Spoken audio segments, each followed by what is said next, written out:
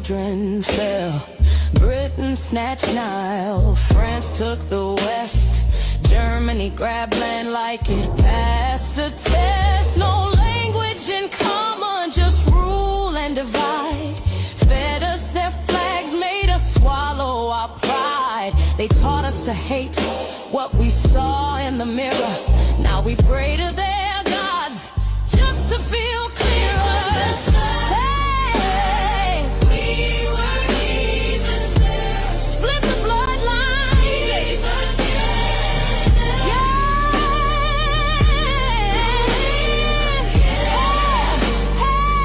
Names not our own.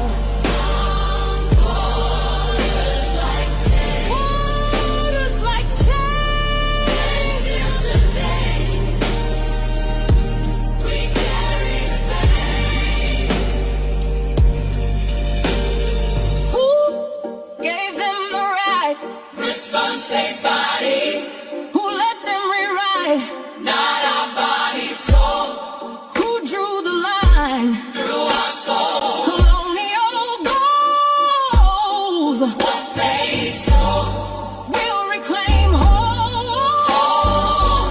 We are the story they try to control. But memory's a drum and truth don't sleep. Our roots run deep where their cuts ran steep. Now we rise with fire in our name, burning their maps, reclaiming our flame. Burning their maps, reclaiming our flame. You carved us up. We rise again. One Africa. Yeah.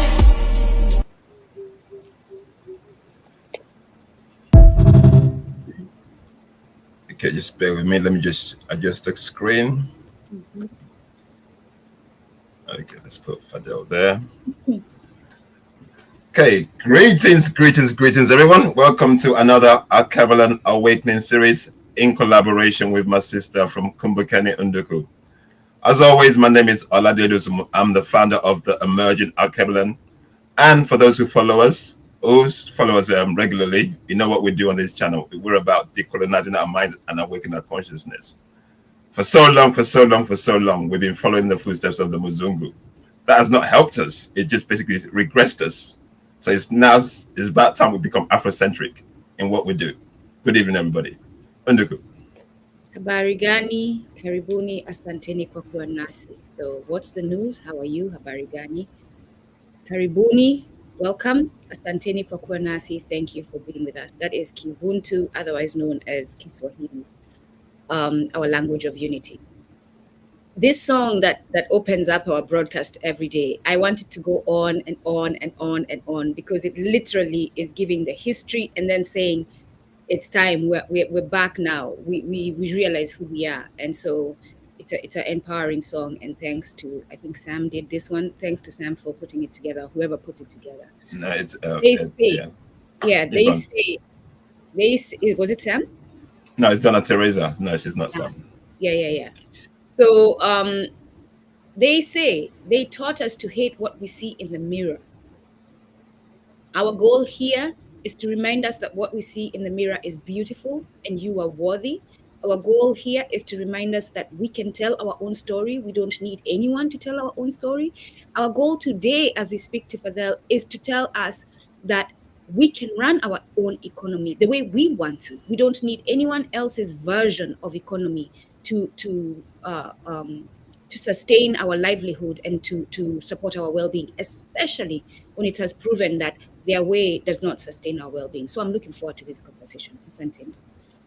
Okay, thank you. I'll let our guest Fadhel is back again. He's been on our program before. But Fadhel, can you, for those who for the first time meeting you, can you just introduce yourself, just to give them a perspective of who you are, please? Greetings. Well, thank you for having me back on the show. It's a pleasure to be with you. My name is Fadhel Kaboub. I'm originally from Tunisia, currently based in the US. I teach economics at Denison University. I'm the president of the Global Institute for Sustainable Prosperity. and I write a blog which is available for free on Substack, and it's called Global South Perspectives. My work really is at the intersection of climate, energy, and development policies, and it's mostly centered around issues of structural decolonization in the global South, the African continent and beyond. Thank you very much, my brother. Thank you. Thanks for coming. Okay, today's topic, I've just put it on the screen there. Africa's economic future, Pan-Africanism or death. You know, you sent this to me. I'm thinking, yeah, that hits home. That's a good one. So let's start with that. Africa's economic future. Looking at, let's go to what's going on in Iran at the moment. And I see so many Africans stupidly actually celebrating or being on the side of the imperial powers. This is basically a lot of Africans, obviously, because they link it to the religion, thinking they're linked. So they're kind of out of sync when it comes to what's really happening. But in terms of what's going on in Iran today, Africa, how can we economically entangle ourselves away to actually have a foothold instead of linking to the global north is what I want to start with. Let's start with that, and then we can go into the topic from there. Well, it's a very good question. There are some really interesting parallels between what's happening in Iran with the conflict with the U.S. and Israel, and Africa's own history of colonialism and then post-colonial period. So let's think of Iran. Iran prior to 1953 went through a real phase of structural transformation, political transformation, and political independence to claim a true sovereignty and to govern itself by the people, for the people, right? And that was a democratic transition led by the prime minister at the time, Prime Minister Mossadegh, who was rewiring the Iranian economy and the Iranian resources to serve the interests of the people. So went after the colonial interests, which was the British extraction of oil in particular from Iran, and said, no, these are sovereign resources. It's not fair to give us crumbs from extracting these resources and to extract the vast majority of the wealth.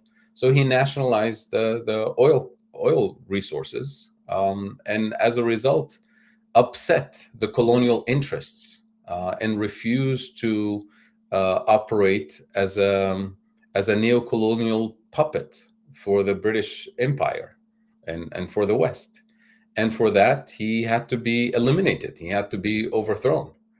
And overthrowing him wasn't going to be enough, because if you overthrow a leader of a democratic and sovereign state, it's possible that democratic and sovereign state will put in place a new leader that is also democratic and sovereign and serves the interest of the people.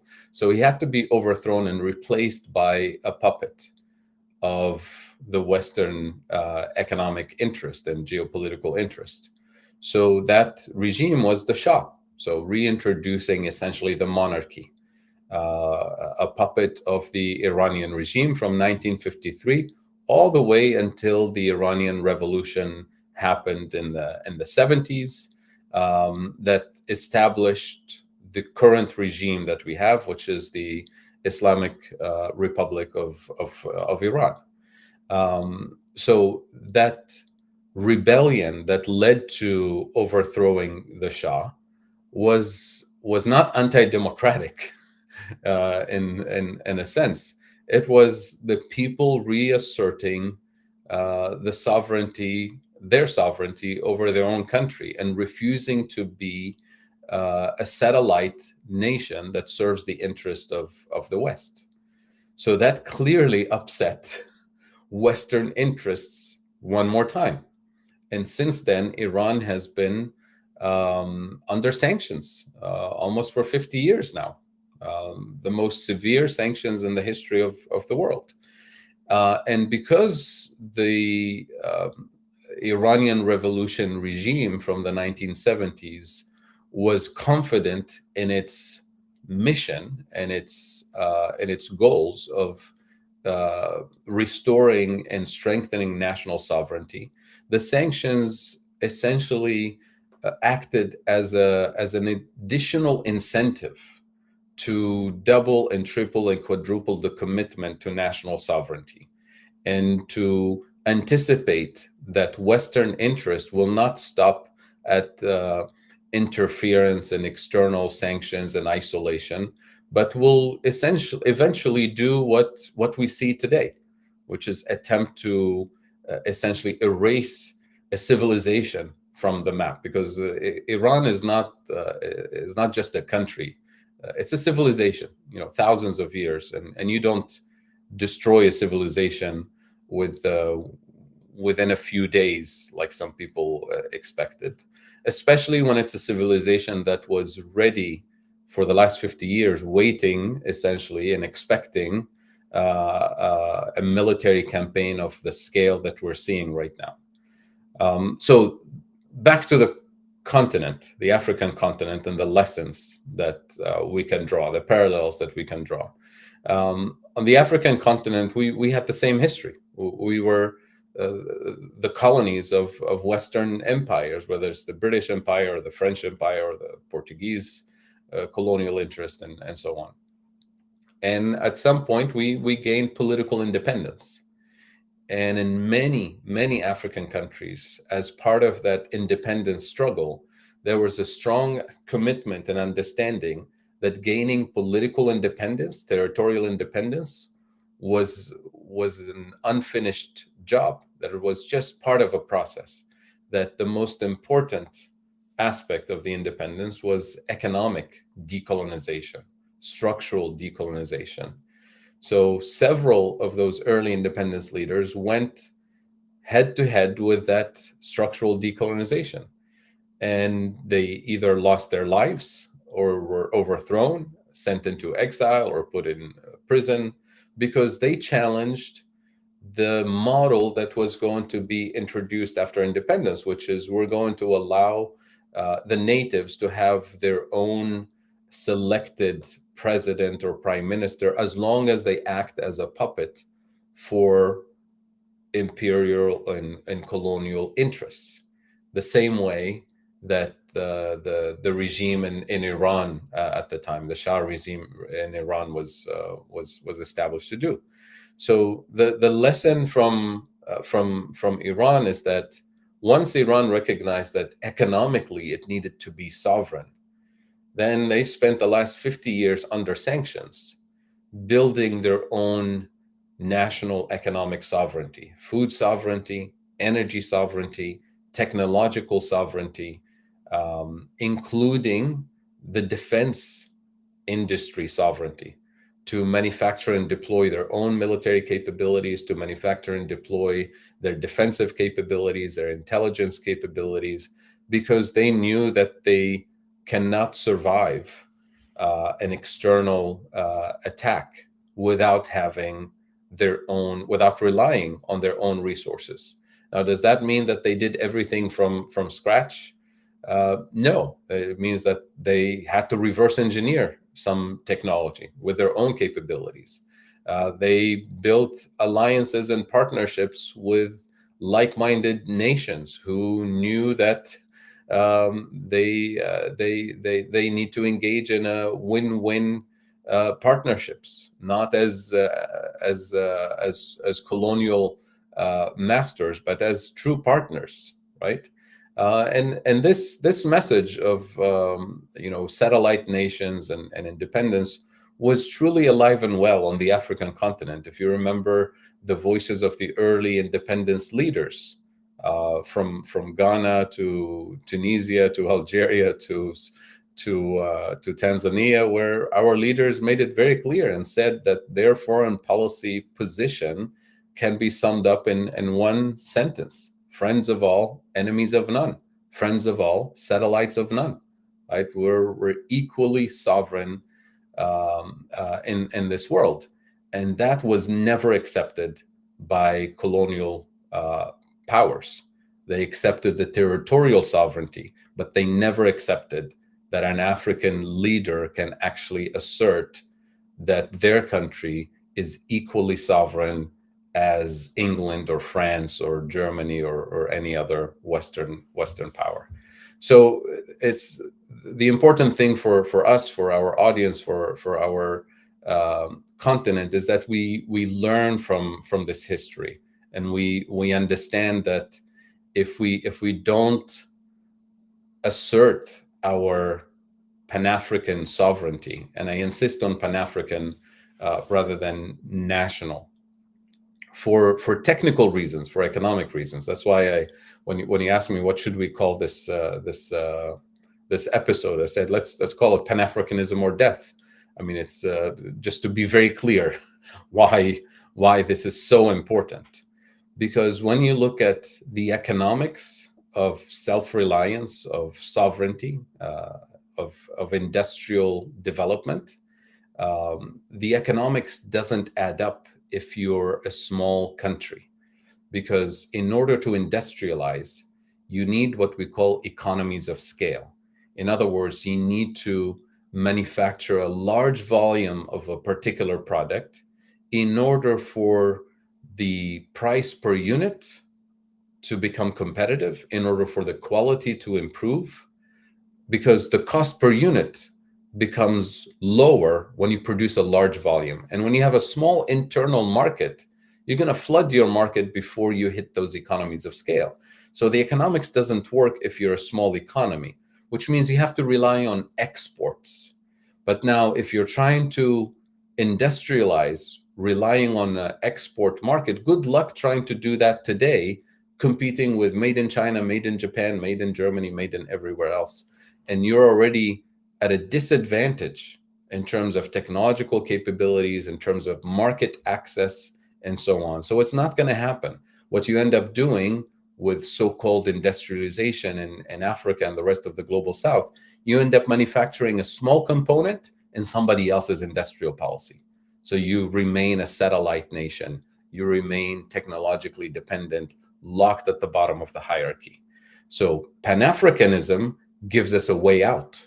Pan-Africanism means we put together, at a minimum, regional economic blocks. But imagine if we have an actual continental economic bloc, because as a continent, we're unstoppable, and the economics of industrialization works in our favor, because we have all the materials that we need for real development and industrialization on our own terms.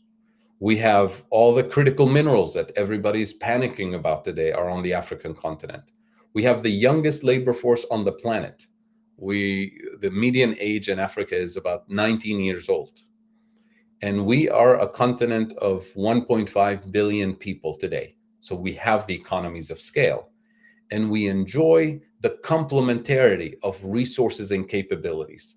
Not every single country has everything, but as a continent, we have the complementarity of resources and capabilities that allow us to actually develop and industrialize on our terms. But that requires political leadership at the highest level, recognizing that they have to give up this false obsession with industrialization as a national policy, because it will fail. Industrialization must be Pan-African policy. Agricultural policy must be Pan-African agricultural policy. Energy policy must become Pan-African energy policy, because no country alone can transform its economy and truly develop. And that was the main reason for the colonial divide and conquer strategy. It wasn't just to create conflict. I mean, that was part of it, but to make the economics of development and industrialization and prosperity technically impossible when you divide countries into smaller economic blocks. And then you encourage post-independence, you encourage each nation, each country rather, to fight for death to protect that territorial sovereignty and to create animosity between neighbors so that they never unite and rely on the complementarity of resources and capabilities that they have. So this is the basic economics of it, because without a Pan-African vision, which means commitment of political leaders at the highest level, setting their ego aside, setting their national identity aside, and recognizing that a win-win scenario of Pan-African true unity is the only way to assert Africa's true economic and geopolitical power. And that is the most threatening thing you can actually put on the table today on the geopolitical map. Forget about Iran, right? Forget about China, because today we're a continent of 1.5 billion people. By 2050, Africa is going to be 2.5 billion consumers. And by the end of this century, by 2100, Africa will be a market of 4 billion people. That is the largest market on the planet. And we are the richest continent in terms of energy potential. And here I mean renewable energy potential. All you have to do is look at the technical studies looking at Africa's potential according to IRENA, the International Renewable Energy Agency. Africa can produce 1,000 times its anticipated energy needs within the next decade or two. 1,000 times. And completely replace all the fossil fuel exports from the continent. So even if we have zero fossil fuels on the continent, just from renewables, we can produce 1,000 times our energy potential. But here's why we're not. Because we're denied access to the financing that will unleash this potential. Africa attracts less than 1% of financing that goes to renewables, not by accident. And we're denied access to the manufacturing technology that will allow us to unleash this potential. We're denied access to the technology to use our own critical minerals to manufacture and deploy the renewable energy infrastructure that will make us the most powerful energy powerhouse in the history of the universe. Here's why. Because what we see as an opportunity for energy independence, for real industrialization and development, for economic transformation, outside entities, let's call them adversaries, the way they see it is they see it as a threat. They see it as a risk. And when you perceive something as a risk, as a threat, it's a risk to be minimized, it's a threat to be eliminated. This is why we're denied access to the technology and to the financing. And we're only served false solutions and distraction. Because when you unleash that true development and industrialization potential on our own terms, we are no longer locked at the bottom of the hierarchy, economically or geopolitically. We are now at the center of a new international economic order and geopolitical order in which we actually get to write the rules of engagement. And that is unacceptable for the colonial mentality, for the African continent to actually achieve that. So without a Pan-African vision that unleashes this potential, which is technically within reach. We have the resources, we have the capabilities. Collectively, we will have the economic and geopolitical weight to assert that. Without that recognition, we'll be trapped in exactly the same colonial system that we're in today, which was the role assigned to us during colonial times, which I sum up in 3 basic points. We're supposed to be the suppliers of cheap raw materials for the industrialized world. We still do that to this day. You see the headlines and the news about Africa's critical minerals and how important they are, not just to the energy transition, but how important they are to produce the F-35, how important they are to produce the radars that were destroyed in the Middle East, how important they are to produce all the military equipment that is being used during this conflict in the Middle East. So we still play that role, the suppliers of cheap raw materials. Number 2, we're supposed to be the consumers of industrial output and technologies from the industrialized world. We still do that to this day. Consumers, not the producers, right? In our large market and increasingly larger market, we're going to be the largest market on the planet. And our role is to consume, not to produce. And get deeper into debt, of course. And number three, and most importantly, we're supposed to be the place where obsolete technologies, assembly line manufacturing, that is no longer needed in the industrialized world, is outsourced to us under the label of cooperation and development and job creation and partnership because we're partners. But effectively what it does is that it locks us permanently at the bottom of the hierarchy, at the bottom of the global value chain, at the bottom of the geopolitical hierarchy. And that is essentially the role we continue to play to this day. So it's Pan-Africanism, unleashing our full potential as an economic powerhouse, a geopolitical powerhouse that gets to write or rewrite the rules of international trade, of finance, of investment, of the rules of the international system. Or we remain locked in the same colonial system, which is why I call it Pan-Africanism or death, because this is not, the colonial economic design was not designed for development. Remember, colonialism was not designed for development or justice or human rights or any of these things. Colonialism was extractive, abusive, violent, hierarchical, you know the rest of the adjectives. So that is the system that we live in today. But somehow we live under this illusion that an economic system that was not designed for development or justice or democracy or human rights, somehow we want it to create democracy. We want it to deliver human rights. And we wonder, why is it that our system is not producing democracy? Why is it that our system is not able to produce development and industrialization? Because it wasn't designed to. It was never meant to produce democracy or justice. Pan-Africanism, on the other hand, is the only system for the African continent that has a chance of producing development, industrialization, protecting human rights, labor rights, delivering justice, and delivering all the sustainable development goals that we're currently failing to deliver. So that's why when I was asked what should we talk about today, I said this to me this is the most important thing.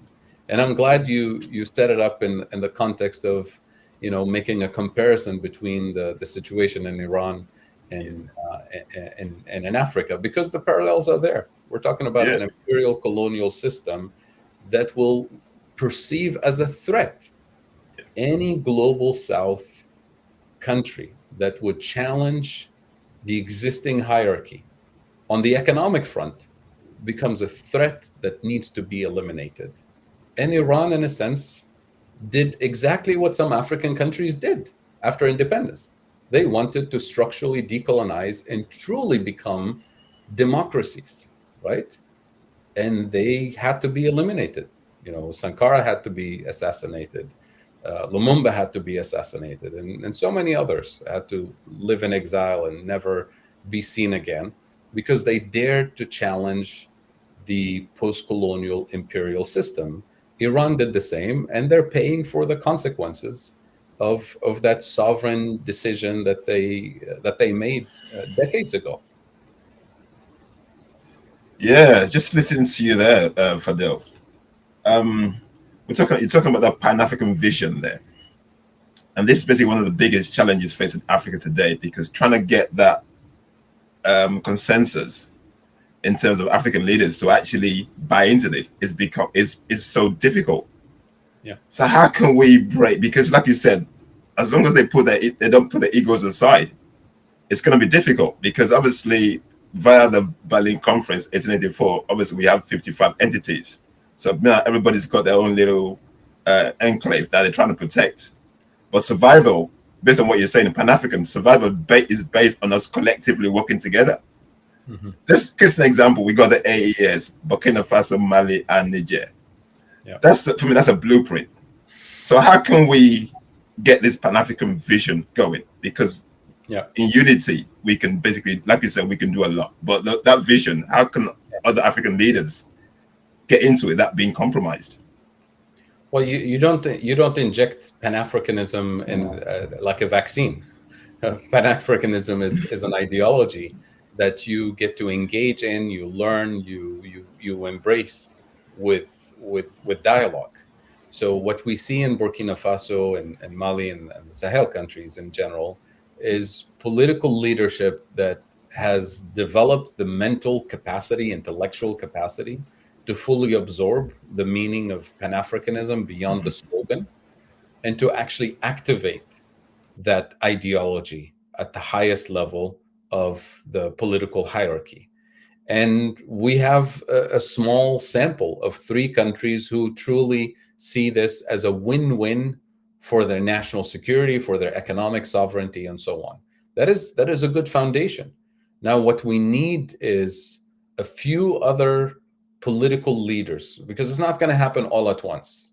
And some political leaders, I will not name names, will never come close even to embracing or understanding these ideas, because they're just not wired for this kind of thinking.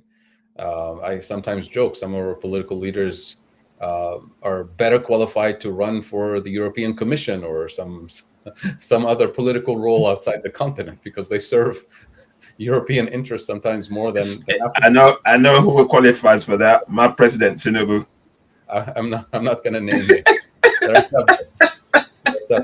But the point is that we start with political leaders who are at least inclined to think and act differently. They may not be fully Pan-Africanist in the same way as Ibrahim Traore or you and I are, but at least they're intellectually open to learning, engaging in a critical perspective about alternative approaches that will unleash our potential.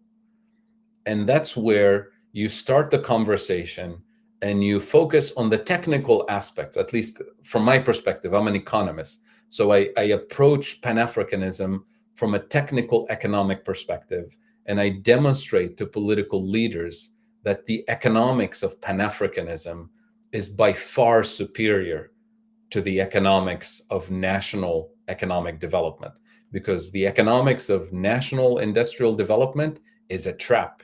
It's a colonial trap. It's never going to work.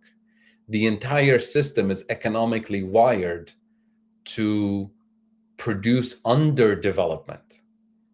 So as long as we can engage in a technical conversation about their role as a political leader to deliver to the economic needs of their people based on the technicalities of it, their chances of delivering on that are much, much higher under a Pan-African cooperation, even at the regional level. We're not going to have the entire continent at once, than at the national level. I'll give you a very simple example, because we can start. It's like training a small child. You're spoon feeding them at first until they learn how to feed themselves. So start with the following. If we can get 15, 20 countries around the table and we start a conversation about procurement, the things that our countries actually import, and we make a long list of all the items that we import, and these things cost us a lot of money. And we realize from that list that basically there's a huge chunk of these products that we all import more or less from the same suppliers. But we go to these suppliers individually and we pay the market price, where the supplier has the upper hand in the negotiation. But if we bundle up all of our procurements as one block, as one group, and we go with a larger order, right? So now we have a bigger economic weight. We have a chance of getting a discount, actually, right? And the supplier will be more than happy to give you a discount, because you're actually saving them a lot of money and headache, because you're organizing and minimizing and giving them more efficiency. So just by bundling our purchases together, we can save a lot of money. And ministers of finance love saving a lot of money. So we can technically get them kind of moving, like small baby steps. And then the next step becomes, oh, wait a minute, we were able to save 10% on the cost of imports of these items. Let's say we're all importing, I don't know, irrigation equipment. I'm going to make this very simple. water pumps and things like that, or hospital equipment, things that hospitals purchase all the time, the basic supplies and things like that. And then you realize, wait a minute, all of this irrigation equipment, it looks like pretty simple technology. And it looks like all the raw materials needed for this irrigation equipment is actually available in our countries. And it looks like the total volume that we actually consume is large enough to give us the economies of scale to actually manufacture this thing here on this continent, not only for the 20 countries that started this conversation, but for the rest of the continent and for the rest of the global south. And it's actually large enough not just to have one company, a monopoly producer, but to have 5 companies competing to produce the same stuff, which will give us the economies of scale, competition, efficiency, and so on, and will give us the first baby step of industrialization, of manufacturing and deploying the building blocks of development to restore our food sovereignty, for example. So you start with these baby steps. And once you start bundling these things together and they start seeing the economic benefits of collective procurement agreements and collective joint industrial policies, joint agricultural policies, joint energy policies, then you snap your fingers and you tell them, you know what we call this? And they say, what? This is Pan-Africanism. This is that ideology you refuse to embrace. You see what I mean? So you can sneak in the economic benefits of Pan-Africanism, sometimes without them knowing this is Pan-Africanism. Now, the alternative to doing this is remain divided. We all pay a premium for every single item we import. We never get a chance to industrialize, create jobs, or develop. And that's what leading us into debt traps. That's what leading us into throwing our own people under the bus in order to prioritize servicing the debt and serving the neo-colonial extractive system. And that only leads to death. It doesn't lead to development or prosperity. So that's what I meant by that. And there are so many simple, concrete steps that we can take, but it takes political leadership at the highest level to coordinate this, because a minister of finance in country A does not have the political mandate, or minister of health, for example, minister of agriculture, that is in charge of importing the equipment, for example, for agriculture, whatever, doesn't have the political mandate to go coordinate policy with 20 other African ministers of agriculture, because they need to coordinate with ministers of finance who actually do the payments. They need to coordinate with ministers of trade, which means their bosses, the presidents, need to give them the political mandate to coordinate across the board. And that's why Pan-Africanism, it's helpful to have ministers and staffers and people who believe in it, but activating it is a sovereign decision that is made at the highest level. And if we can nudge our political leaders who are open to making progress in these and the kind that I described, we can actually gradually give birth or rebirth to Pan-Africanism from the ground up, because the ideas of Pan-Africanism have been filtered out of our educational system, of our culture, and certainly of our political culture, because they're considered to be, dangerous, unacceptable, a thing of the past. We tried them and they failed, all that stuff. So we need to be creative in the way we think about how do we rebuild that collective bargaining power and collective sovereignty under a Pan-African vision. Sorry, Nduku. It sounds so, as you explain this, it sounds so practical. It sounds so doable. Yeah. It makes a lot of sense. Yeah. But for some reason, the will, like I said, the will to do this. Sure. When I listen to things like, I just get angry because it's something that we should be doing, but for some reason we're not doing it. Okay.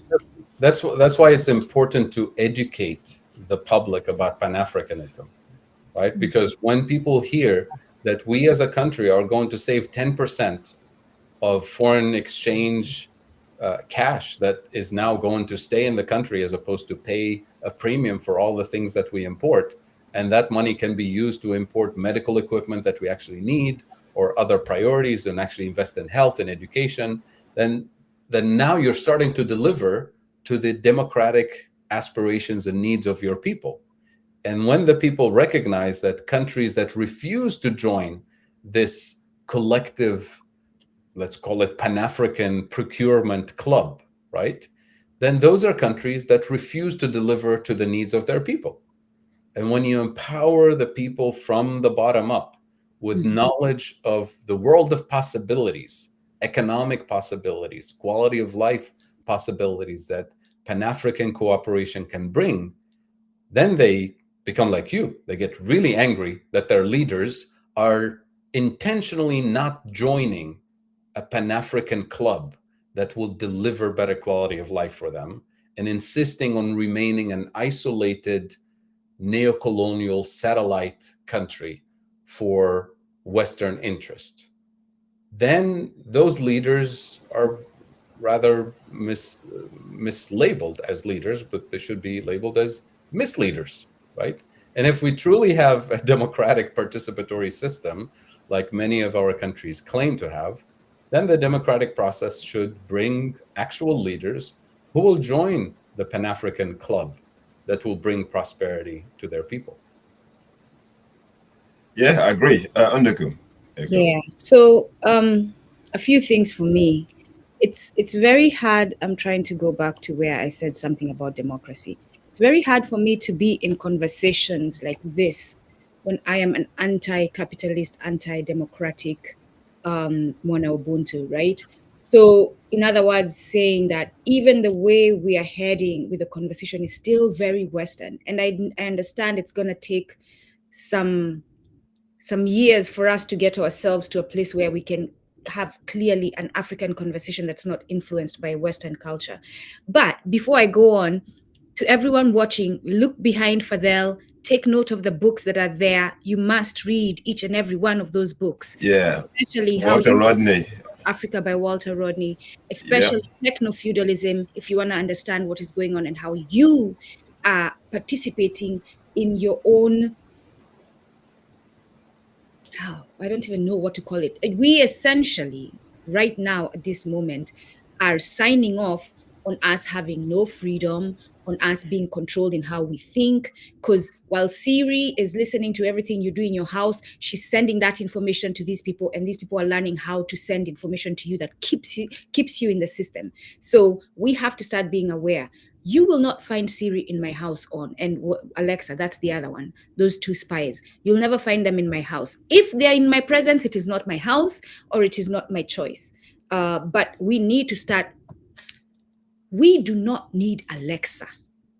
We do not need Siri. Damn it, use your fingers and your brain and type in the question.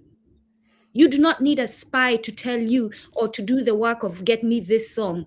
No, because she's doing more damage to your family and your community, global community, than she is helping you. So this thing that we have gotten to, and I know it seems like I'm ranting, but I'm not. I'm taking this opportunity to mention something that I just realized as we're having this conversation that I need to point out because of the book that's behind Fadhel.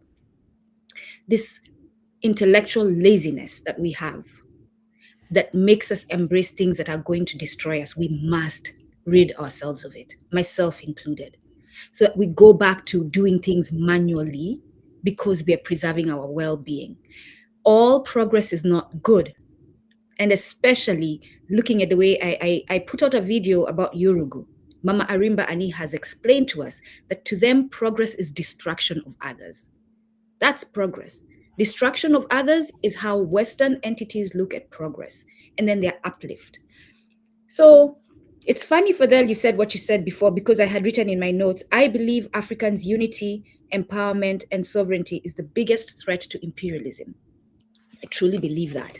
Forget Iran. I'm not saying these entities are not significant. They clearly are. But the biggest, the one main threat, and it's never talked about because that's how big it is and that's how masterful these criminals have been at hiding it because of how important it is. The empowerment, the unity and sovereignty of Africans globally, that is the biggest threat to imperialism and this culture that we live in today. Sheikh Anta Diop, in his book, Black Africa under the 15 Steps of African Unity. He points out to create a powerful modern army, possessing an air force and endowed as one of the steps, and endowed with a civic education that would make it unlikely to indulge in Latin American type putches. A putsch is a sudden, plotted, and often violent attempt to overthrow a government acting as a form of insurrection or coup d'etat. Why is Nduku pointing this out? I'm pointing this out because I believe, and now I'm heading to the question, Fadhel, it doesn't matter what we build if we're not talking defense. And instead of me once again coming on and saying defense is the biggest problem, we need to talk about it, I'm in spaces they refuse. Now I'm going to actually have us talk about it. Sheikh Anta Diop says this is one of the steps. I believe it should be number one. He also says that these people that we train must also have civic education so that they're not likely to be co-opted, to be paid, to be used by CIA and other operatives to sabotage their own communities. That's what he's saying, that these armies, not only should they be physically prepared for an army and united, but they must also mentally be committed to Africa and to Africans, that they cannot be swayed otherwise. So speak to that, Fadhel. The idea, first of all, that this is the most important conversation we should be having before we even move to economy. I mean, we are capable of having all the conversations, but if we have all the other conversations and not this one, we're still at a point of weakness. Absolutely. And, you know, again, the parallels with the Iran situation. Yeah, I was going to say that, yeah. Exactly affirms your point, because you have to go back to the dozens and dozens and dozens of assassinations that happened in Iran, targeting specifically the scientists, right? The scientists who are building their industrial capabilities, their research and development capabilities, their military defense capabilities, because they were the real threat, right? The science and technology infrastructure didn't happen by accident. It happened through education, right? And a political commitment at the highest level to fund and support research and development and generate hundreds and thousands of scientists to actually industrialize the country. Same thing in China. You know, China didn't become the industrial powerhouse that it is today by accident, by committing billions and billions of dollars over decades to scientific research, to education. And that's the prerequisite for economic development. I wouldn't neglect this. So when we talk about, you know, Pan-African industrial policy and development and this opportunity we have, a big component of it is how do you protect your Pan-African vision, not just as an intellectual idea, but how do you physically protect it? You protect your infrastructure because it will be sabotaged. You protect your scientists that will actually be the lifeblood of economic development. More important than oil or gold will be your scientists who will be innovating and developing and keeping your industrial and agricultural capabilities moving forward. So defense is a big part of it.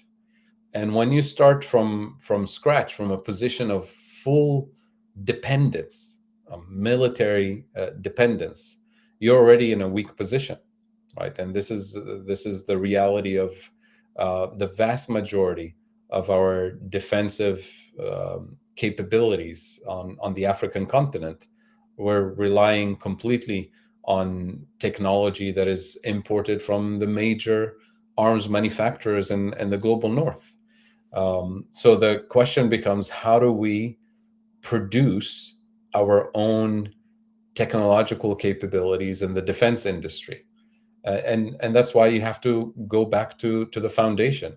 You can't do this without education. You can't have a defense industry or industrialization period without an energy system, without research and development systems that don't just feed into military spending, because that's also an economic drain on resources.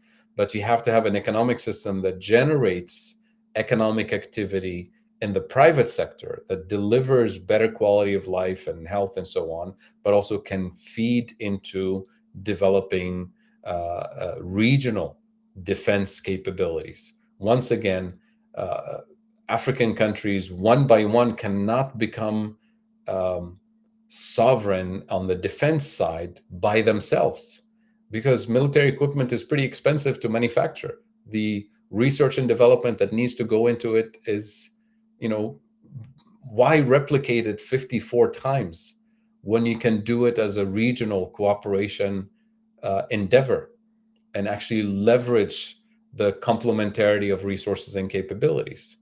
But that also means, as you do this, you assert your actual territorial sovereignty.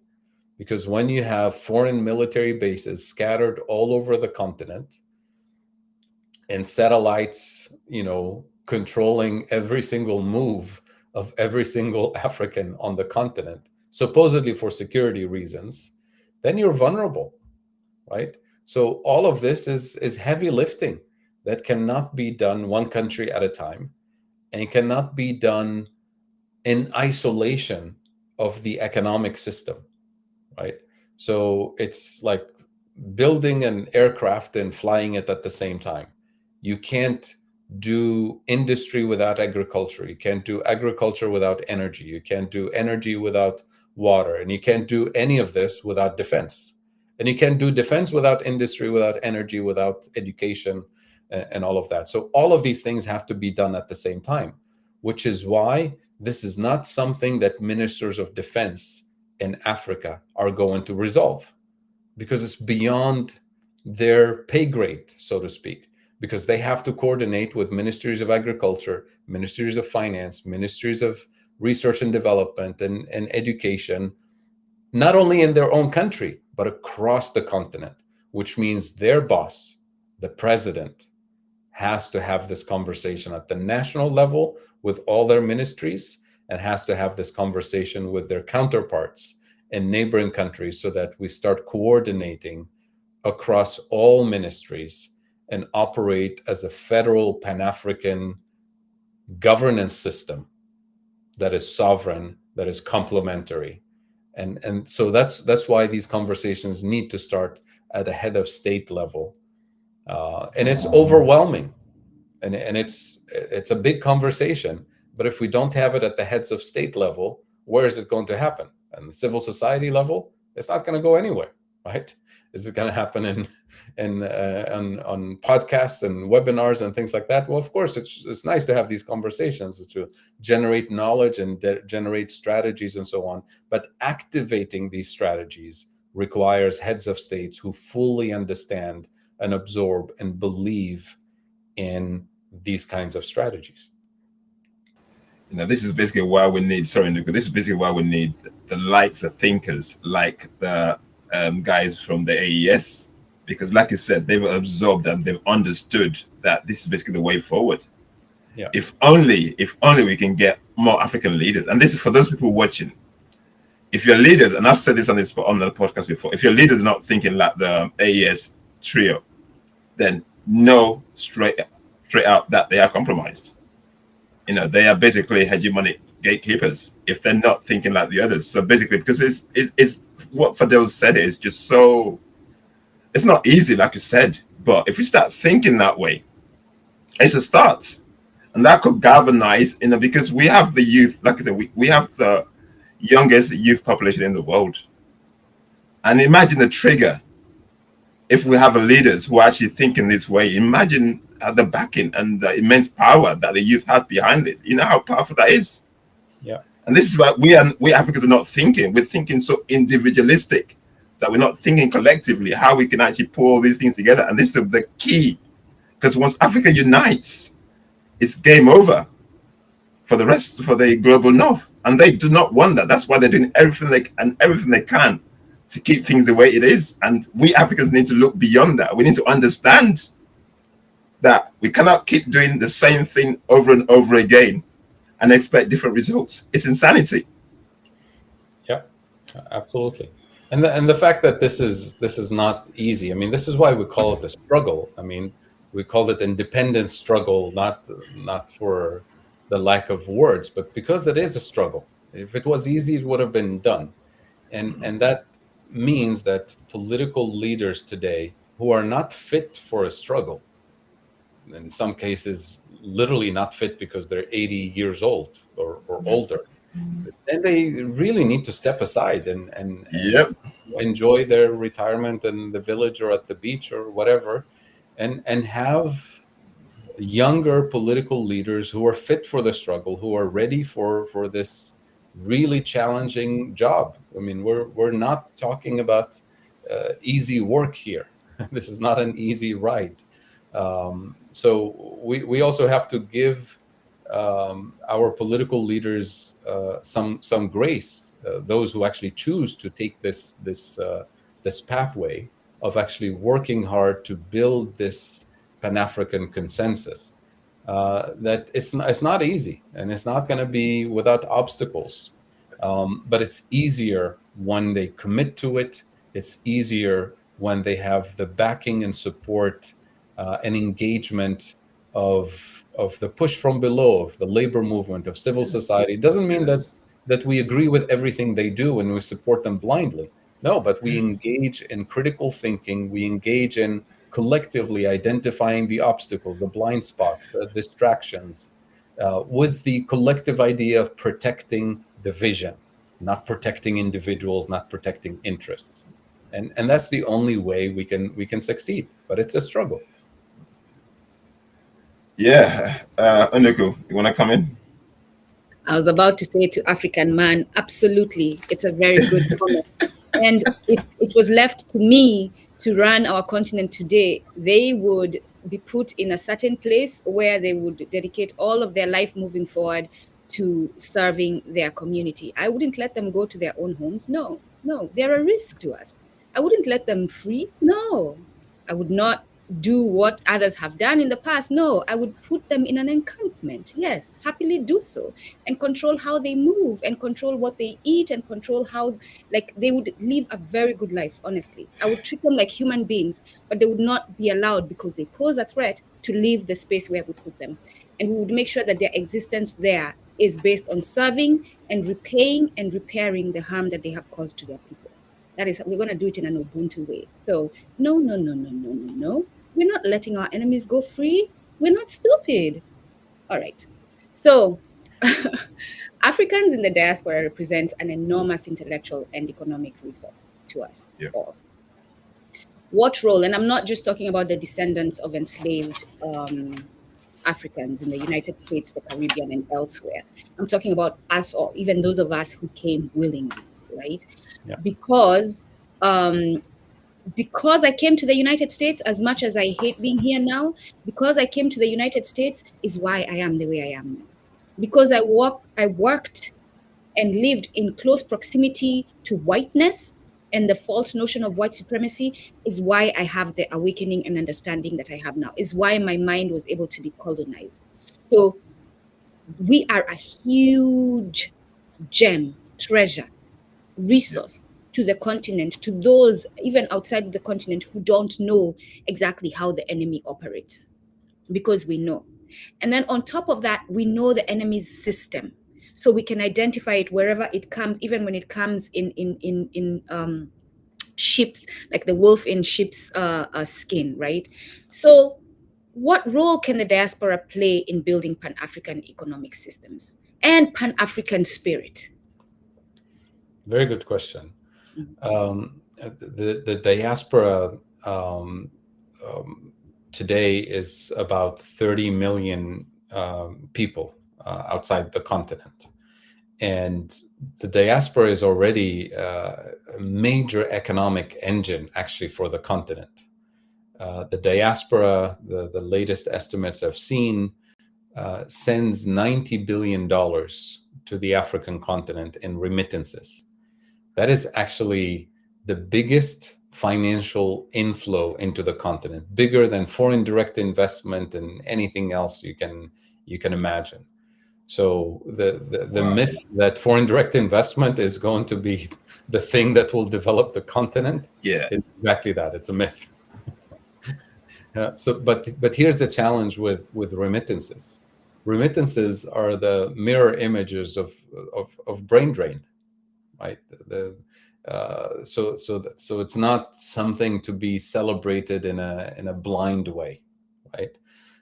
Remittances also come in small amounts, like tiny little transactions that are meant essentially to support families to pay for food and cost of living, and maybe invest in building a house for the family or building a small shop for the family.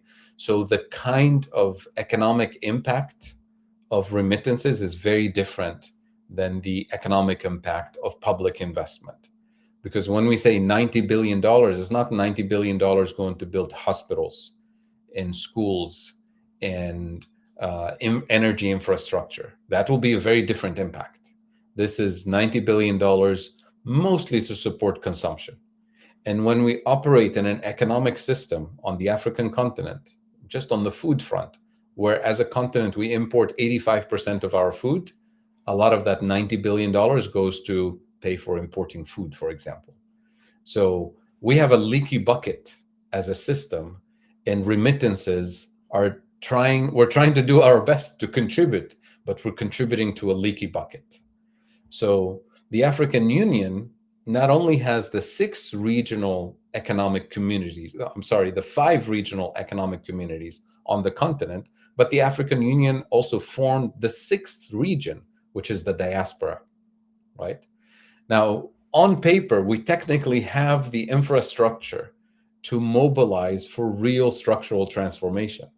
But for a variety of reasons, which we can do a whole show about the African Union and why we're failing to leverage, we're talking about Pan-Africanism for an hour now. We have the African Union, but it's really not a Pan-African institution in the full sense of the term, for reasons we can discuss.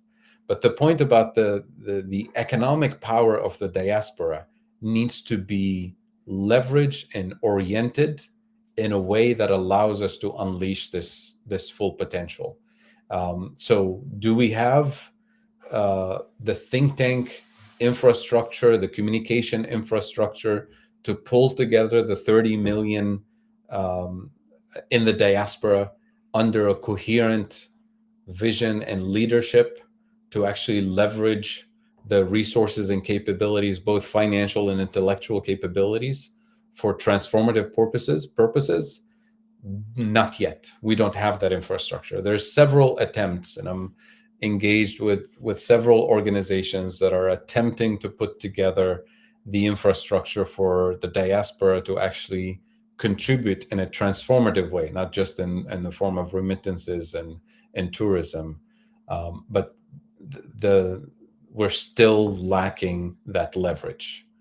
So the potential is there, but we're not there yet.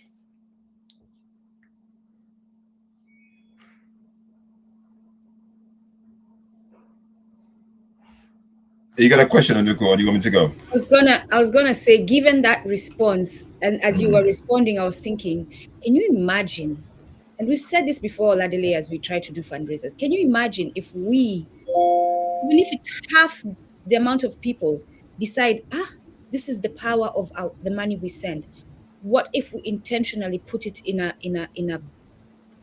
collective space? So how much money do I send per month to my family? Let's say $100, right? Let's be very, very liberal about it, or conservative, I should say. $100. And so take 1 million. We're billions of us. Take 1 million of us, send $100 into a collective bucket, right? That, let's say you have let's reduce it to $10 a month, $10 a month. What that could do if we intentionally, and we decide this year, we're going to target education. We're going to patiently be like Iran and be patient and steadfast, because that's what I'm learning from Iran. And I'm just going to say right now, if we're talking about cheering, I am 100% understanding Iran's position right now, because Iran's position is our position. Yeah. We're under attack and we're defending ourselves. So if we are patient and we say, as Africans collectively, we're going to give $10 towards something, Even if we say, okay, we trust you, Traore, can you organize a collective where we're going to send money and we'll protect it in Burkina Faso? Let's open a place in Burkina Faso. Let's say that's what we say. And we're going to send money patiently.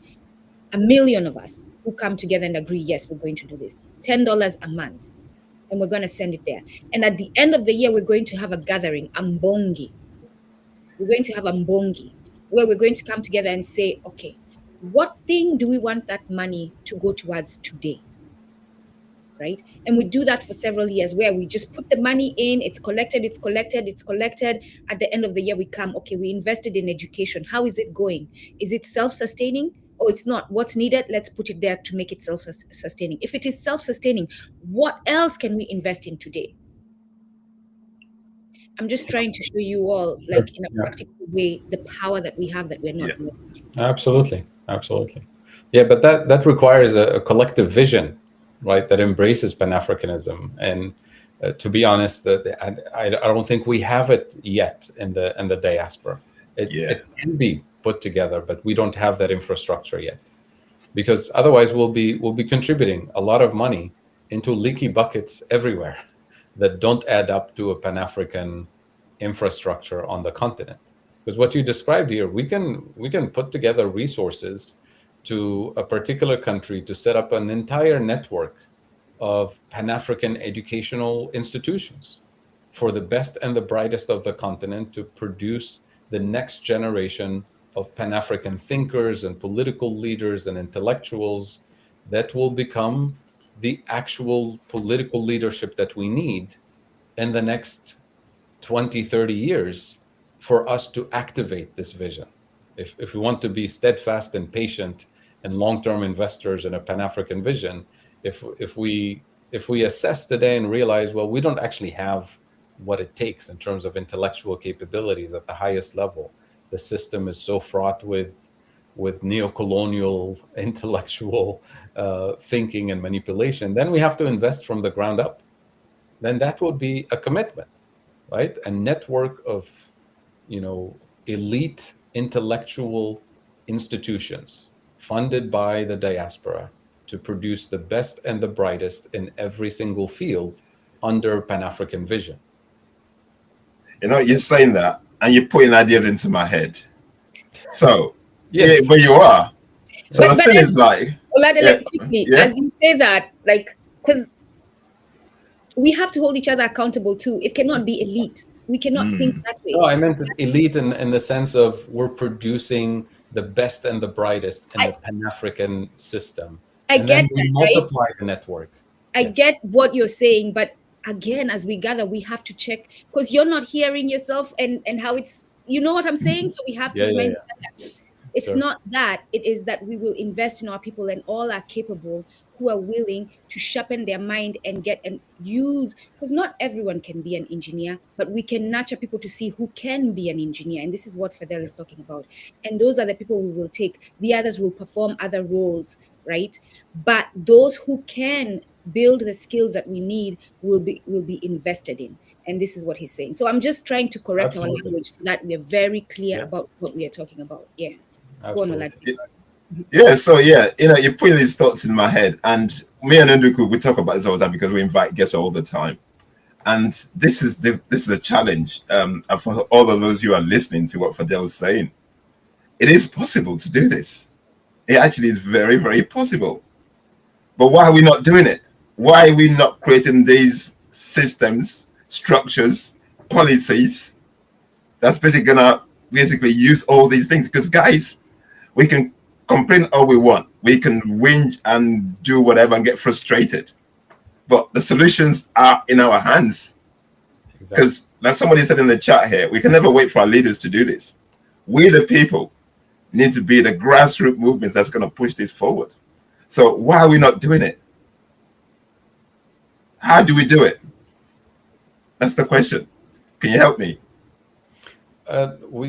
I think we can, and we have like-minded colleagues who started with nothing. Just before we started the show, we were talking about a network of academics in the US and Africa who established a Pan-African online university based on Ubuntu principles with very limited resources, offering educational services under the umbrella of Pan-African and Ubuntu educational philosophy.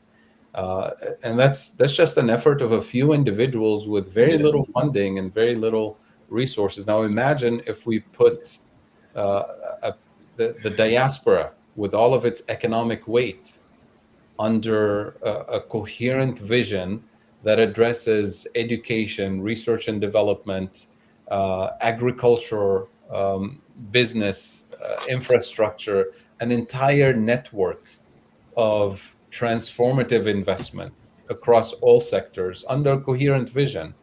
And we leverage the economic weight of the diaspora, but also draw other investors from like-minded individuals who are not part of the diaspora, or maybe part of the broader diaspora of the African continent, people of African descent and so on. Then we're talking about not just the 30 million African diaspora, but we're talking about close to 170 million people of African descent across the world.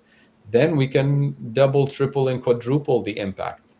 But again, it matters whether you're pouring all of that effort into a leaky bucket or you're pouring all that effort into an infrastructure that multiplies and creates the leverage that we need for transformation. So that consequently, we need to block the leaks and basically build a structure that's going to make it work. So that's the work we need to do. Precisely. Yeah. Okay. Financing. You talked about financing. Yeah. So why do we keep going to? We know when we go to the hegemonic powers of the global north, the financing that you're talking about, we're not going to get it from them because it comes with strings attached. So how can Africa, as a Pan-Africanist or collective group, finance their own, their own structure, everything we need? Why can't we finance it? Why do you have to keep going to the people that we know that there's no point? Absolutely. So you may have heard me talk about the $0 joint industrial policy, Pan-African industrial policy, and it addresses precisely this question of financing. Because as I described earlier, imagine we have this block of African countries. We've already agreed at the highest level that we're going to have a joint industrial policy with the complementarity of resources and capabilities, with the economies of scale that we have. And we pre-negotiate, because we don't want to reproduce the same injustice of the existing system. We pre-negotiate the distribution of the value chain. We pre-negotiate the ownership structure. We pre-negotiate the distribution of the wage and profit share. We pre-negotiate the enforcement and protections of labor rights and human rights and biodiversity rights, so that we're not reproducing the same system of extractivism. Imagine we've done all of our homework on our own terms to produce a new model of development and prosperity on African terms. Imagine we have all of that. Then comes the financing. Each country pays for its labor domestically and its national currency. No country, even today, pays its workers in dollars or in euros. We pay in national currencies. So you don't need to borrow money from abroad to finance the cost of labor. The raw materials from the continent, we don't need to pay for them in foreign currencies, because within our economic bloc, each country pays for its own natural resources in its own national currencies. So that's not where we need the external financing. Normally, the external financing, the dollars and the euros that are needed, come in when it comes to importing the manufacturing technology to manufacture and deploy the infrastructure that we want to produce. This is where the $0 policy comes in.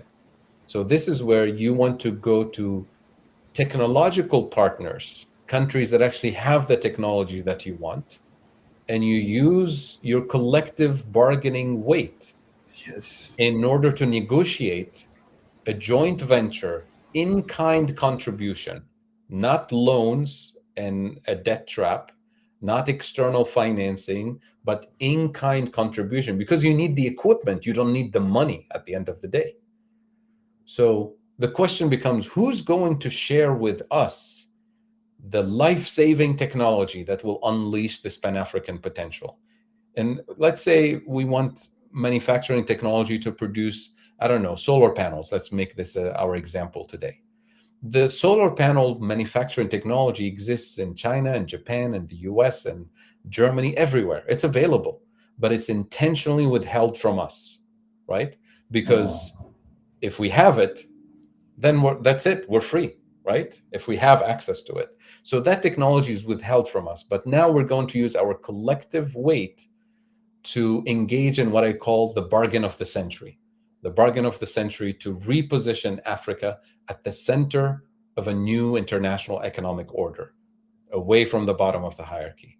And here's the process. I'll try to make it brief. Imagine we go as a bloc to a country like China that has the technology that we want, and I start intentionally with China for reasons you'll understand in a minute, because it's also a country that is more likely to share the technology actually than other economic blocs. But hear me out. The idea here is not to position China at the top of the hierarchy or any other economic bloc, but rather to position Africa at the center of a new international economic order, a truly multipolar system. So we go to China and say, listen, we give you the bargain of the century. Here's the deal. If you share your technology to manufacture and deploy renewables at scale across the continent on our own terms that we've just laid out, here's what we give you in return. In 10 to 15 years, you double your industrial footprint globally. You double your geopolitical weight globally. And we give you privileged access to these precious minerals that everybody's panicking about. In addition to that, because we are going to be the largest market on the planet in the next few decades, we will give you privileged access to this largest market on the planet with the fact that if we truly industrialize with this partnership, not only will have the biggest market on the planet, but we'll have the biggest market with rising purchasing power, because we're the youngest population in the world. And if we truly develop and industrialize, we'll have the purchasing power to become real consumers. I guarantee you in 5 minutes, China will agree, maybe more than 5 minutes. But basically, they'll agree. We can talk about why that is the case, because it's not really a threat to China in any way. And there's few other reasons for it. But the idea here is not to give everything to China and position China at the top of the hierarchy. The idea here is to trigger this process. And notice, this is $0 industrial policy. No need for external financing, right? The idea here is to trigger the process and go to another country, let's say Germany, and say, hey, Germany, we'll give you exactly the same bargain we just gave to China. If you agree to share technology to manufacture and deploy wind turbine technology on African soil, on our terms, non-colonial terms, right? Real partnership, in-kind contribution, no debt, no external financing. At that point, Germany can't say no, because they say no, we go to Japan. Japan has wind turbine technology. If they say no, we go to the US. If they say no, we go to France. And if they all say no, we go back to China. China has the technology and will allow them to quadruple their economic and geopolitical weight. So at that point, no country can refuse, because they know they will lose to China. And then we go to France and say, we want high-speed rail manufactured and deployed on our terms, using our labor, our resources, our economies of scale, in-kind contribution as a win-win partnership. We're not asking for charity. We're giving you a market share to partner with us. And if they say no, we go to Spain. They say no, we go to Japan. They say no, we go back to China. They have the best high-speed rail technology actually today. So the idea here is to draw all the other major economic blocs and actually compel them to undo their colonial mentality and to become true partners in sharing technology, and put them in a situation where if they refuse to give up their colonial engagement with Africa, they become the isolated global minority, because we are the global majority. The global South is the majority of the world. And now we rewrite in this process, we're not putting any country on the top of the hierarchy, we're positioning the global majority at the center of a new international economic order in which we rewrite the rules of trade and investment and the rules of geopolitics, and including the rules of defense, the rules of peace and prosperity on the global majority's terms. Now, this is technically possible, right? It's possible. This is where the seeds of Pan-Africanism that we described in the beginning of the show will unleash that potential without any debt traps to redraw the map of the world under a truly multipolar system. That's why I always say there can be no multipolarity without Africa being positioned at the center of the system, not at the bottom of the hierarchy. And it's truly an endeavor that I don't think we've seen in the history of the world, because what we're trying to do here is truly improve the lives of more than billions of people across the global south, truly undo the power of colonial and imperial forces in the global south. And we're doing this, if you go back and review the vision that I just laid out, we're doing this without throwing our people under the bus. We're doing this without invading any other country. We're doing this without enslaving any other people. It's never been done in the history of the world, right? All of major empires, in order for them to rise to the top of the hierarchy and to dominate in one way or another, they had to commit genocides. They had to throw their own people under the bus. They had to abuse nature, right? And we're doing this in a sustainable way. We're not going to abuse nature. We're not going to abuse our own people. And we're not going to invade any other country. We're going to invite people to share our true wealth and rewrite the rules of the international system under truly Pan-African Ubuntu philosophy that really delivers justice, peace, and prosperity. That is the vision. And we're inviting the world to participate in this. Yes, it's a call to action. And there's no revenge, right? Because a lot of people in the global north fear revenge for the years of colonialism. Say, no.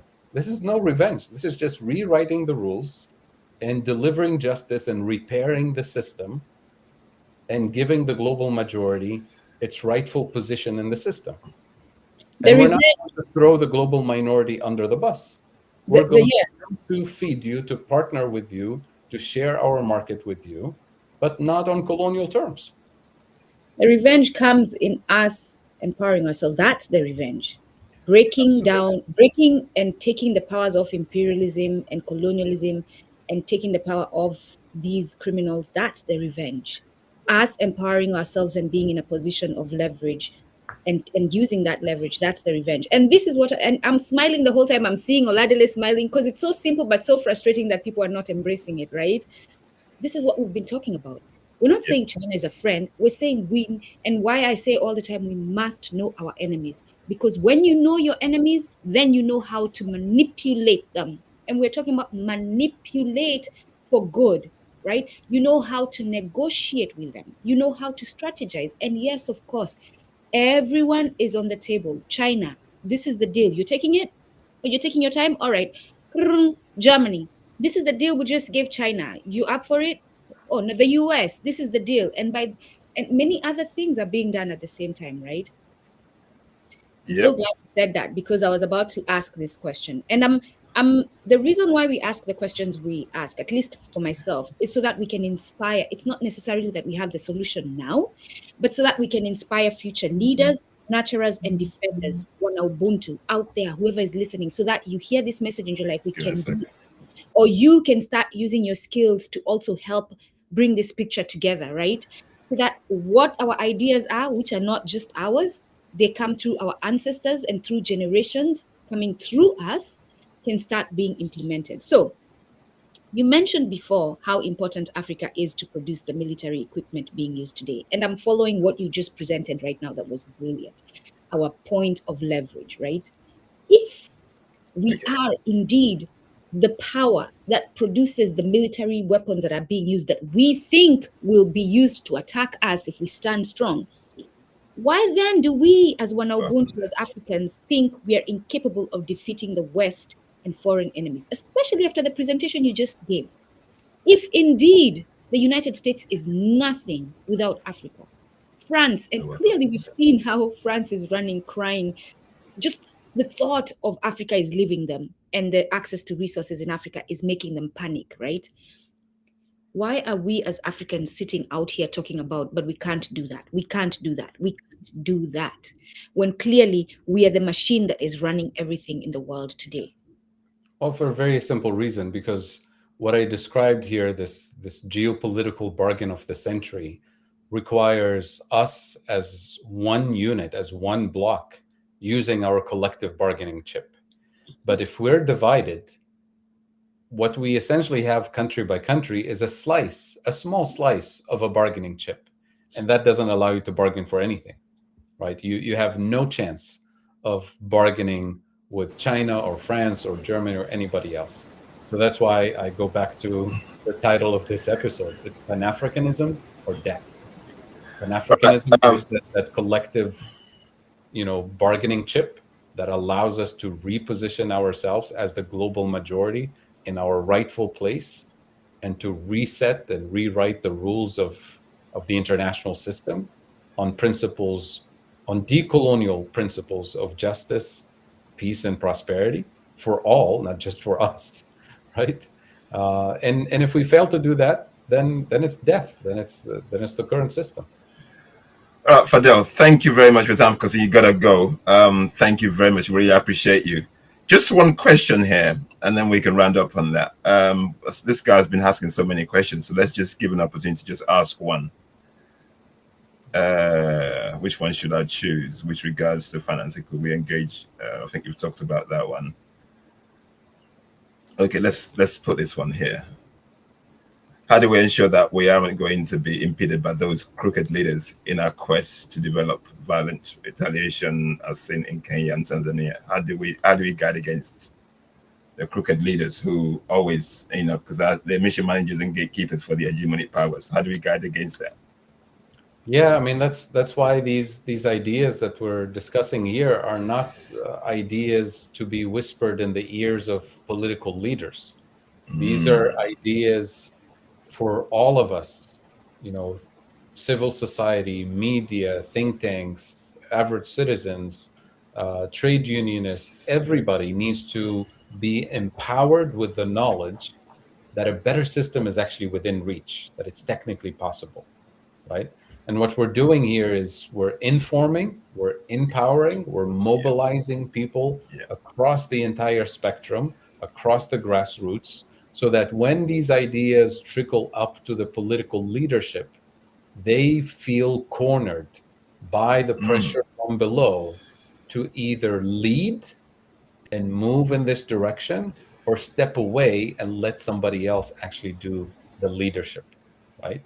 So we completely understand that the current political leadership is not inclined to do any of this.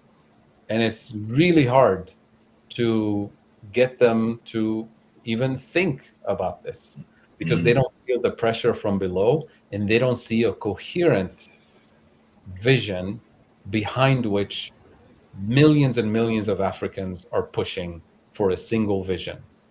We're all pushing for all kinds of different things without any coherent transformative vision. And my effort and kind of summarizing and kind of putting together this comprehensive vision is for all of us to engage with it, assess it critically, build on it, but then get behind a single framework that captures everything, right? And then push from below. And if leaders are willing to join and lead, that is fantastic. If they're not willing, then the pressure from below will push them aside until we find the right political leadership to activate this vision. Fadhel, thank you very much. I really love what you've given. Basically, and why are they not listening to you, though? Why are they not listening to you? Because I know you go into all these spaces, you're everywhere, you go into these meetings. Why are they not listening to you? Because you have the solutions right there. Because they have the virus in their system. Have not rid themselves of the virus. The virus lives strong inside. No, for real. Like, we all know this.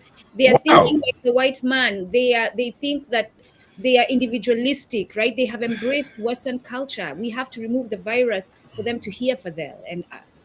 So let's continue being consistent about removing the virus in our brothers and sisters. Absolutely. Anyway, Fadhel, thank you very much, my brother, because you got a dash. Thank you. We appreciate you coming. I'll be in touch. Thank you very much, my brother. Thank you so much. Thank you very much. Unduku, let's carry on for another few minutes just to go break this down. Yeah, you want to invite them to come up if they want to come up, the audience? Give me a second. Let's just wrap it up within ourselves and we can go. Okay. Yeah.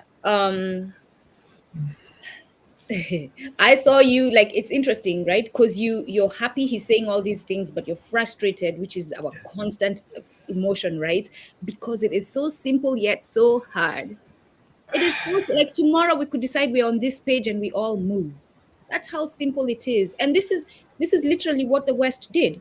One day, maybe after several conversations like we have been having, they decided to pick up the phone and someone decided we're going to have this. And sometimes it's only one person. Like we just talked about in January, what was it, Davos? One man runs that thing. Yeah, imagine. One man came up with that idea, one man. And then because he has resources, he can pay and bring on other men and women to support that thing. But one person. So, but they were on the same page. At least they understood their vulnerability. Then they understood their power if they come together. And they called each other and showed up in Berlin for the Berlin conference. They did that. So flip it, wana Ubuntu. Let's have our own conference of unity, of Pan-Africanism, of liberation. And it's not these nonsensical conferences that you've been having, all of you, and fighting as to who's leading it and where it's going to be and what nation had it last. No, we're not doing that nonsense. And again, I sound like I am being irrational, but I'm not. I understand the power it takes, and so does Fadhel, and so does Oladile, and so do many other people, to fight this war. And so I'm not in the business of entertaining you if you're talking about when we show up to that gathering, you need to be called Your Excellency. And that's the thing you're focused on. I will shut you down because I understand that already now we have a weak mind coming to that conference. All protocols observed. So I will shut you down. And if you're strong enough to withstand that shutdown and still show up, I will know you're ready, right? But Oladile, it's true. We're not having this gathering with weak minds. Weak minds that must be treated a certain way so that they can contribute. You already know now this person is not qualified for the warrior mentality that is needed. It's not ego. It is a clear understanding of what must be done. And it's not my idea. Or Nduko, you think it's your way or no way. No. What did I read when I started? That's one of the people who's inspired me. What were the books behind Fadhel? Walter Rodney. If you want to blame how I talk, blame Walter Rodney, blame Sheikh Anta Diop, blame Chancellor Williams, blame Malcolm X. I'm saying this is not just me who thinks like this. It is the ancestors that ran through me, speaking through me. So it is our way, wana Ubuntu, and get on the same page as us. Or we die. You know what? I'm listening to Fadhel and I'm inspired.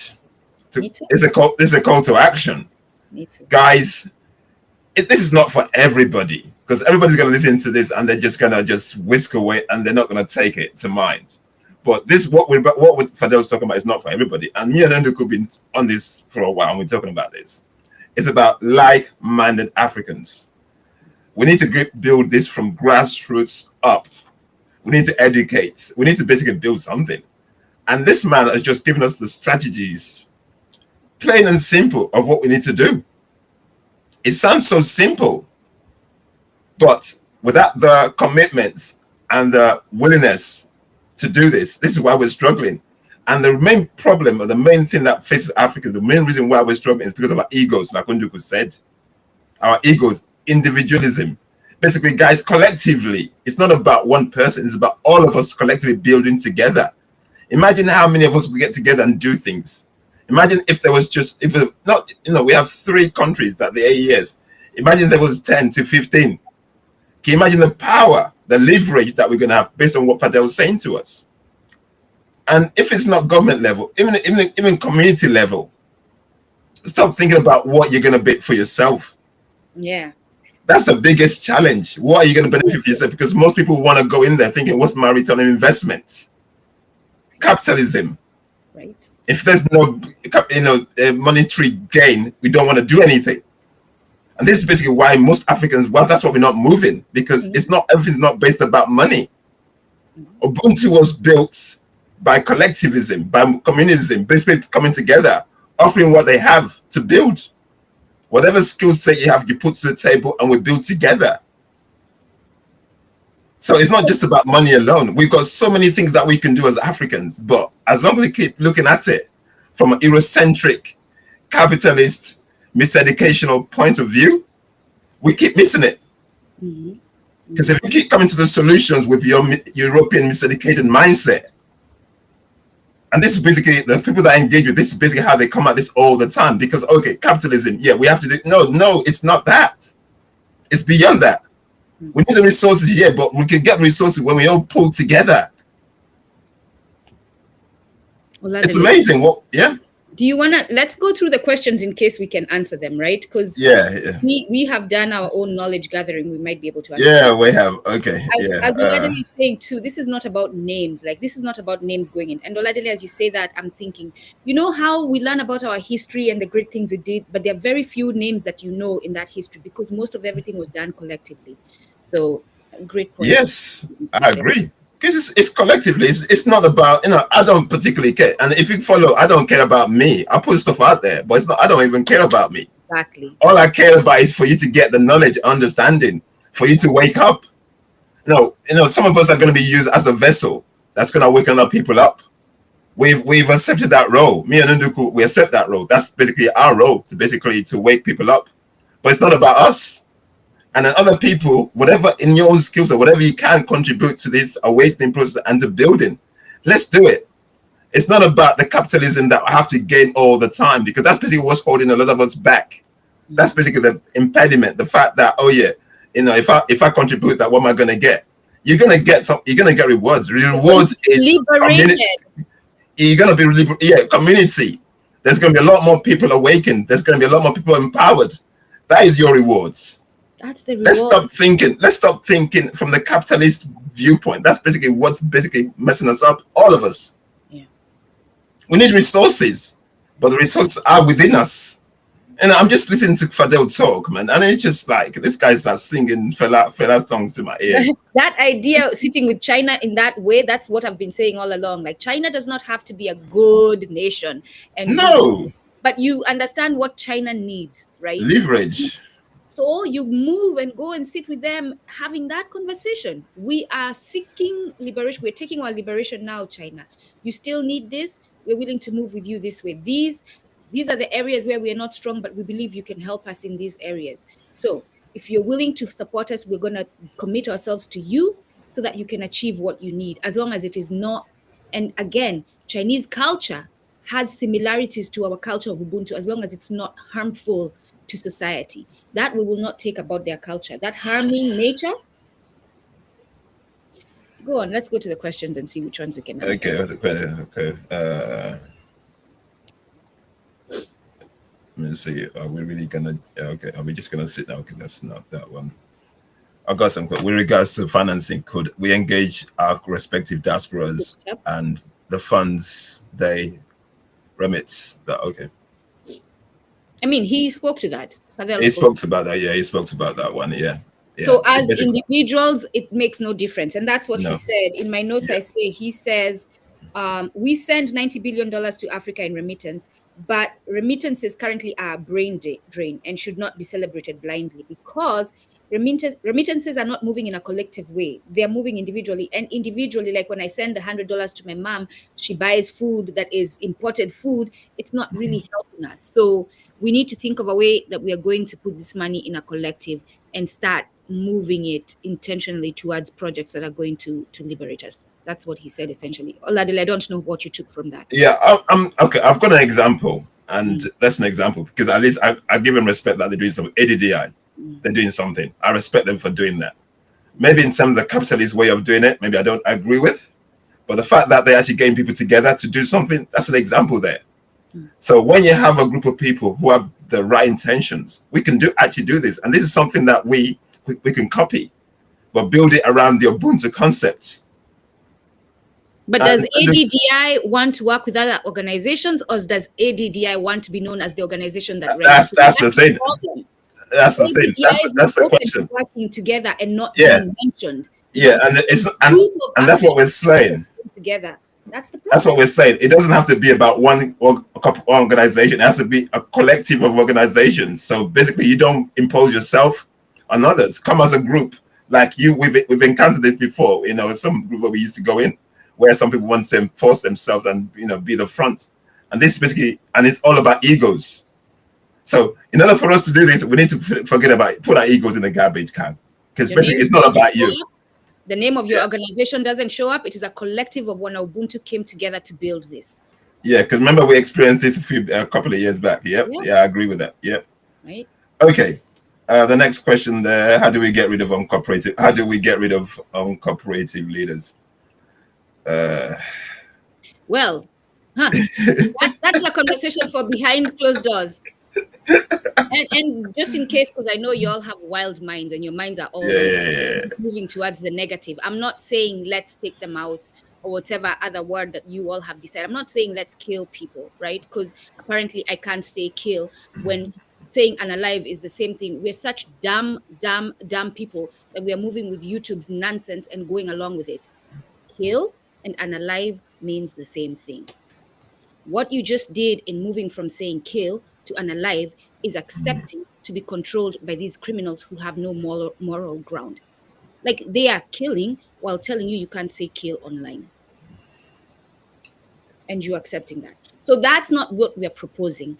It would be done in an Ubuntu way, but we would understand that they have moved a certain way and are enemies, and we must. I was very clear about it, Oladele. We'll have them in spaces where they're cared for. Yeah, you did say, and they can pay the price there. Yeah, and maybe in that space we will re-educate them so that they, and when we test them and we watch them and see them, and if they're moving in an Ubuntu way, they are released back into the community. But they'll be fed well, they'll be educated, they'll be given all the needs that human beings have so that they can live happy lives, but they will not leave that space because we understand they're enemies. Okay, I think this will be the final one there. Is there any way we can bypass the leaders and start the principle ourselves? I think Fadhel's spoken about this. He did talk about this, and it's basically grassroots. And this is like we're saying, just build. Let's build. I'm going to be in Nigeria. I've had people around me who we're going to start building grassroots movements. We're going to create educational spaces. We're talking about an eco-community village, things like this. We can do from grassroots. And like Fadhel said, once we start putting these things in place, then we push the governments. We pressure them. We pressure them basically to be part of it. Because if you wait for them, they ain't going to do nothing because they're so compromised they won't do nothing. But if the people pressure them, say, you know what, this is working for our collective interest, they would have no choice. Yeah. But remember also, he gave the option where when we were giving the idea of, for example, Burkina Faso, right, is the one nation where we believe the leader is moving in the way we are proposing. And we start putting institutions there that are going to start training the people that will take over leadership.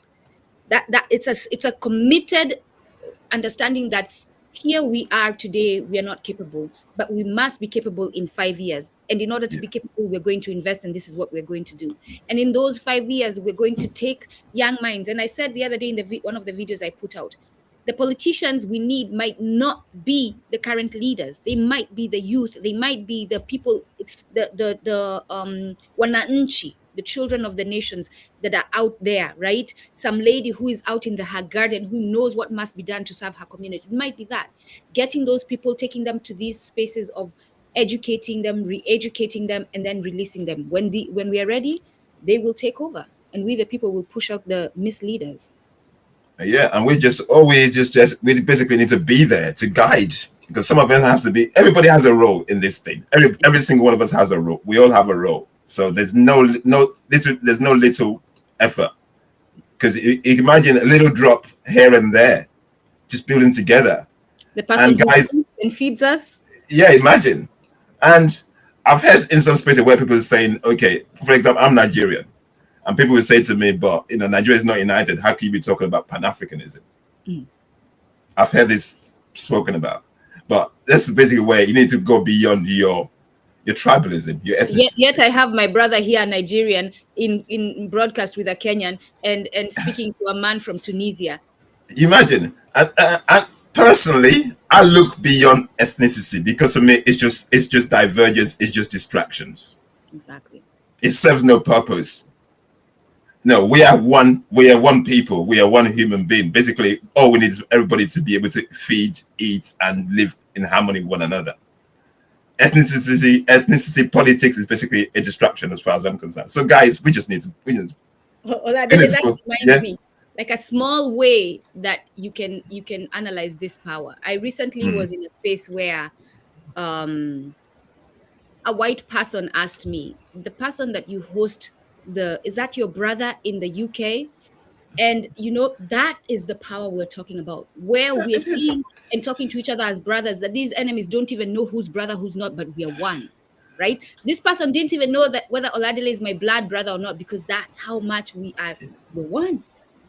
Yeah, and this is so that's why, guys, just look at your brothers. It doesn't matter where they are.